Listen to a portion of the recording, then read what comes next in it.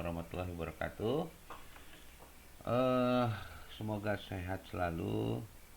Kita berjumpa di pertemuan pertama ya. Pertemuan pertama sejarah pemikiran ekonomi. Pada kuliah saya telah mencantumkan URL itu link ya, yang downloadable, yang dapat diunggah mengenai buku SPE ya, yang ditulis oleh Sandelin ya. Judulnya Short History of Economic Thought.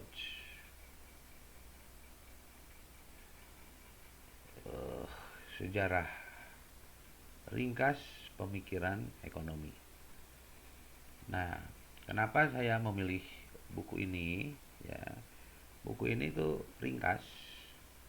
Buku ini ringkas, nggak tebal. Biasanya buku lain itu tebalnya sampai 300-400.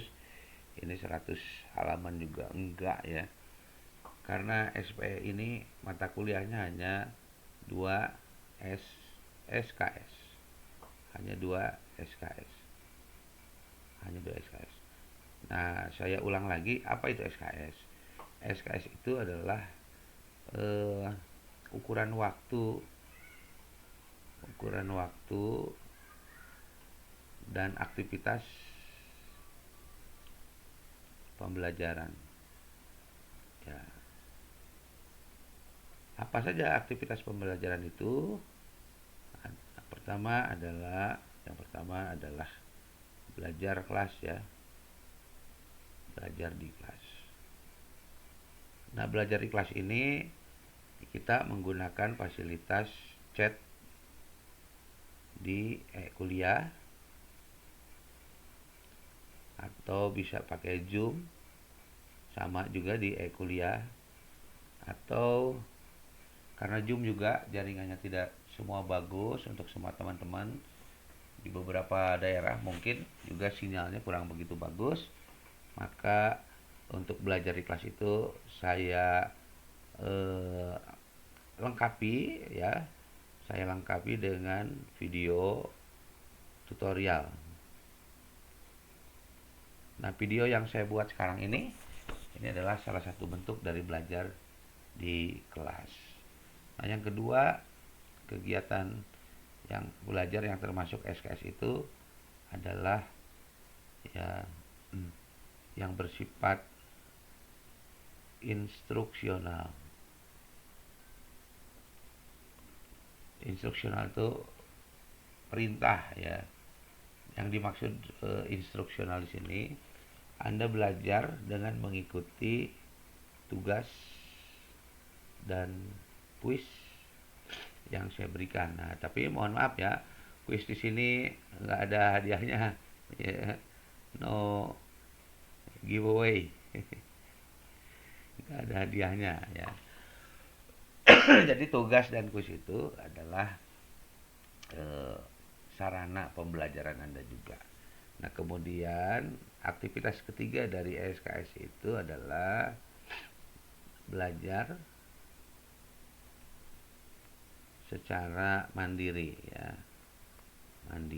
Mandiri di sini bukan bank, tapi belajar sendiri. Nah, gimana belajar sendirinya itu?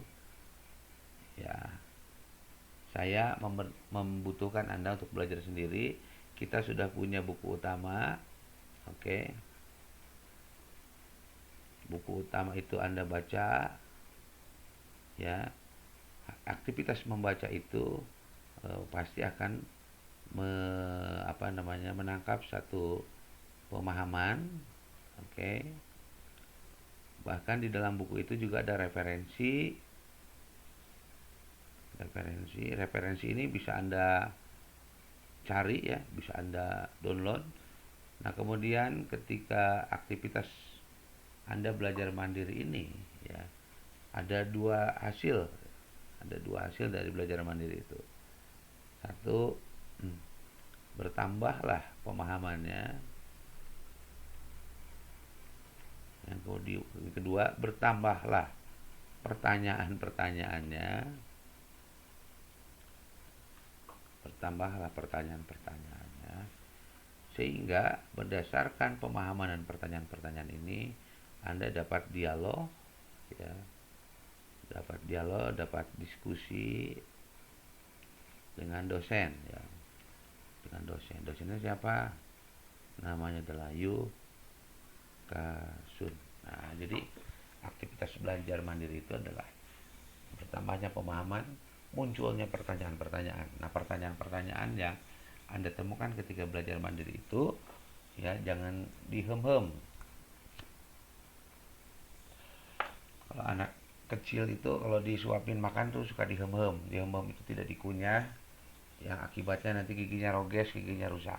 Nah, begitu juga kalau kita belajar mandiri, ya, kemudian pertanyaan itu tidak ditanyakan atau tidak dikunyah, maka Anda akan mengalami reaksi namanya pusing. Anda akan mengalami reaksi namanya pusing, Anda akan mengalami reaksi namanya bingung. Ya, ini benar apa enggak gitu. Nah, pesan saya, kalian jangan takut-takut dengan dosen, kalian jangan takut-takut dengan salah. Justru kalau Anda punya argumentasi, kalau Anda punya pertanyaan, saya sangat senang sekali. Karena itulah harapan saya. Ya, belajar itu salah satunya adalah melatih critical thinking juga, atau berpikir kritis terhadap apa yang kita pelajari. Kemudian terhadap apa yang kita pelajari dari buku, kemudian Anda pelajari dari saya. Jadi Anda juga harus bersikap kritis terhadap saya. Nah, pembelajaran SKS itu masing-masing memiliki ukuran waktu 100 menit. Jadi 100 menit itu di kelas, 100 menit itu tugas instruksional, 100 menit itu belajar sendiri, belajar mandiri. Berarti ada 300 menit per minggu, ya. 300 menit per minggu itu 300 bagi 60, berarti satu minggu itu Anda hanya membutuhkan alokasi waktu 5 jam, ya, untuk belajar kuliah. Belajar di kelas 100 menit, yang tugas 100 menit per minggu, kemudian belajar mandiri 100 menit. Untuk semua mata kuliah juga demikian. Nah, tapi karena ini masa pandemi, saya tidak akan tidak akan setiap hari ya memberikan tugas. Intinya tugas yang saya berikan itu yang memiliki durasi waktu 100 menit lah, dan fungsinya adalah untuk fasilitas Anda belajar juga. Nah, itu mengenai SKS. Nah, sejarah kenapa calon sarjana ekonomi perlu mempelajari SPE. SPE itu bagian dari metodologi, ya. Bagian dari metodologi. Metodologi adalah metode ditambah logos. Metode itu adalah cara, logos itu adalah berpikir. Ya. Jadi sebagai sebuah metodologi itu akan memberikan Anda cara berpikir. Cara berpikir apa? Yaitu cara berpikir ke arah menjadi sarjana ekonomi gitu.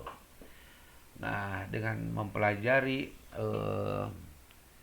terbentuk gimana sih pemikir-pemikir dulu itu sampai mendefinisikan ilmu ekonomi,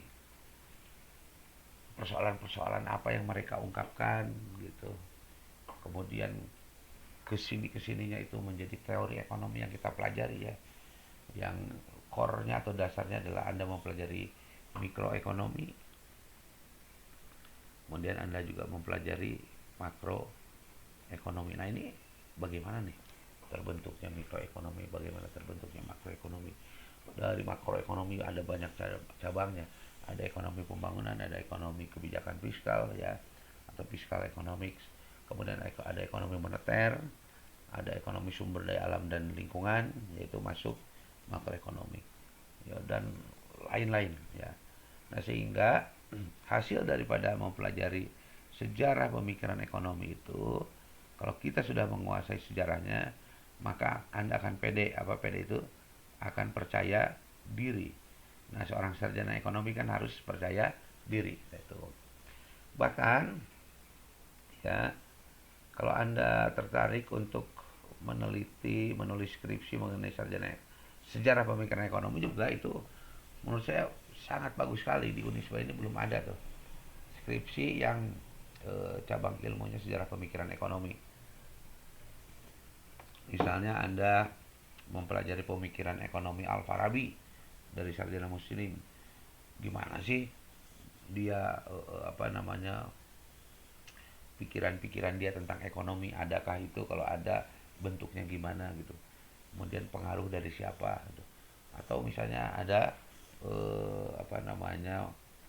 tulisan baru, ya, tentang sejarah pemikiran ekonomi, itu bisa juga diteliti bagaimana nanti dampaknya terhadap, ya, pemahaman ekonom terhadap perkembangan ilmu ekonomi. Itu adalah bagian daripada objek-objek yang bisa diteliti dari perspektif sejarah pemikiran ekonomi. Nah, itu saja mungkin di pertemuan pertama yang ingin saya sampaikan. Nah, untuk minggu depan Anda coba baca dulu bab pendahuluan dan bab kedua mengenai pemikiran zaman Yunani kuno atau Ancient Greek, ya. Greek. Nah, itu ada di buku Sandelin. Nah, nanti saya tambahkan juga, ya, PowerPoint saya untuk Anda baca mengenai, ya, pemikiran sarjana muslim, ya, pemikiran sarjana muslim. Nah, kalau di buku Sandelin itu pemikiran sarjana muslim itu nggak ada. Nah, saya berikan komplementernya berupa PowerPoint, nanti saya bagikan di grup, ya, yang memudahkan. Kemudian saya tempel juga nanti di kuliah. Oke, demikian pertemuan pertama kita. Kalau ada pertanyaan, silakan diajukan di dalam chatting di kuliah, atau kita bisa diskusi melalui Zoom yang saya sediakan fasilitasnya di kuliah juga. Terima kasih. Assalamualaikum warahmatullahi wabarakatuh.